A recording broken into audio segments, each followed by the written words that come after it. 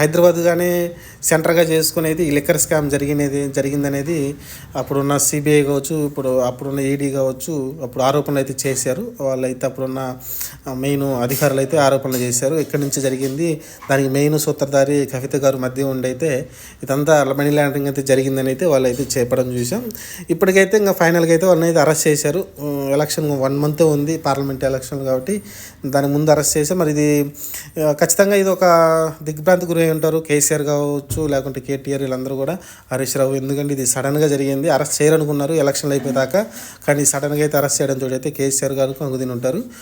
ఎట్టైనా కూతురు కాబట్టి కొంచెం నిరాశకి అయితే గురవుతారు. అలానే పార్టీలో కూడా నిరాశ ఉంటుంది. ఇదే అస్త్రంగా అయితే బీజేపీ అలానే కాంగ్రెస్ కూడా వెళ్ళే అవకాశం ఉంటుంది.